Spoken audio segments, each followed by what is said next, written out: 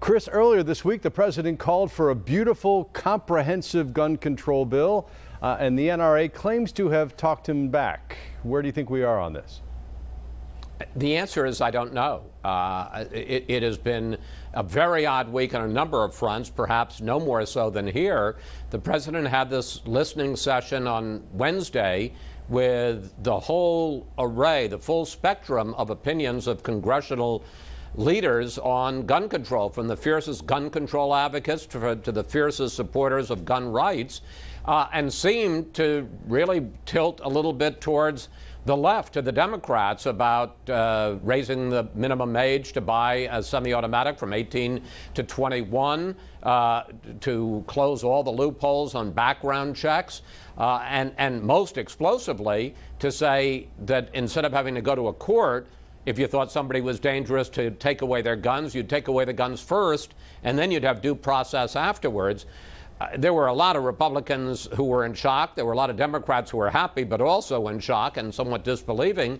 And then on Thursday night, the president, who had been tweaking members of Congress for being afraid of the NRA, meets with the NRA and seems to pull it back. But while the NRA says that he has pulled back on a number of these things, the White House has not said that yet, so we're going to have to wait and see. But it's an odd way to do business. Yeah. Now, more than a few Republicans and people on Wall Street have let the president know they don't think very highly of his tariff on steel and aluminum, that it would hurt American consumers, they say. Do you think he's going to follow through on that? Well, again, this is one of these things that is just very odd. I mean, it's right up there with gun control as to the more peculiar way of doing business this week. The president is in the middle of a fierce debate over whether or not to levy tariffs on steel and aluminum imports. A lot of his top advisors, particularly the people who opposed it, thought that they were still discussing it.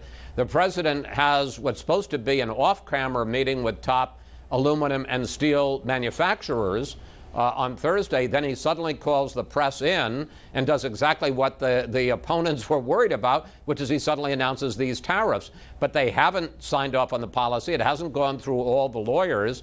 So, you know, he's come out with this policy, and you can see Wall Street doesn't like it a bit. It's dropped hundreds of points. But whether there are going to be any exceptions as to the countries where the tariffs are going to be levied, whether there are going to be any exemptions in terms of the products, specific steel or aluminum products, hasn't been decided. And meanwhile, the country's in an uproar, and actually the world, because a lot of the countries that think they're going to be the targets of these tariffs. I mean, the top steel exporter to this country is Canada. So we're going to levy a tariff against one of our closest allies, Canada. I mean, we're not talking about China, which is, I think, number 11 in the list of countries that export steel to this country. It's Canada. Yeah. And speaking of trade, we learned this week that Jared Kushner has lost his top secret security clearance. He is in charge of trade relations with Mexico and China when he's not solving Middle East peace. Can he do all that without that top secret clearance? No, but some of those things have kind of gone away. The peace process with the president, I'm not saying taking a side on this, I'm just saying with the president's decision to recognize Jerusalem as the capital of Israel and to move the U.S. embassy there by May, I think the peace process is even deader in the water than it was, so some of that may be solved. But there has been this week a concerted series of leaks that seemed calculated to try to diminish Jared Kushner. Not only the fact that he has been demoted in terms of his security clearance, but also that other countries, according to intelligence officials, openly feel they can manipulate him, among other reasons, because his parents, his family company, Kushner Real Estate, has been seeking hundreds of millions of dollars in loans, and also the fact that at least a couple of those countries, the United Arab Emirates and some others, have given hundreds of millions of dollars to the Kushner companies, and then, you know, hoping for favors in terms of foreign policy. This all seems to be an effort to diminish him, whether it's coming from the outside. There's some people who think that this is coming from inside, that maybe the chief of staff, John Kelly, who there's no love lost between him and Jared Kushner, is hoping to force him out. And there's even a story in the New York Times today that suggests that the president, on the one hand, is telling Jared Kushner, who's his son-in-law, I'm sorry all this is happening to you, while on the other hand, that he's supposedly telling the chief of staff, Kelly, hey, help me get rid of this guy. Yeah, how about that? Well, do you have any particular insight on the departure of Communications Director Hope Hicks? I mean, she had been there since practically the first day of the campaign, before that, in fact. Yeah, 3 full years. I really do believe that she just got worn out. You know, covering this White House, a day is like a week is like a year. She's been doing it for 3 years. And I think she was also quite upset about the fact she is very private. You know, most people have never even heard her voice in public.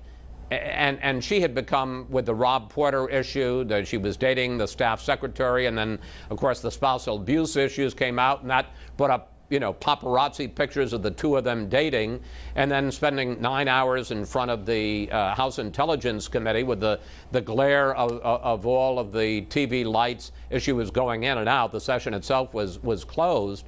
I think she just thought, this isn't something I want to do anymore, and so she's out. They'll replace her as communications director. That's not going to be hard. They've had 4. There'll be a 5th. But they're going to have a great difficulty replacing her in terms of the role she played in Trump world. She was one of the people really close to him, whom he really trusted, felt was utterly loyal to him. And she had sway with him, not so much on policy, but on doing business, what he did, what he didn't do, who he talked to, who he didn't. That is going to be hard to replace. Yeah. One last question, if you don't mind. You know, the president has made it pretty clear he'd like Jeff Sessions to leave, but the attorney general seems as defiant as ever, doesn't he? Oh, I think even more so. He came out with a statement this week. The president said that Sessions deciding to assign the investigation into whether there have been abuses of the FISA system to spy on Carter Page, one of his campaign advisors, he said it was, quote, disgraceful, and that it shouldn't go to the inspector general, it should go to prosecutors in the Justice Department.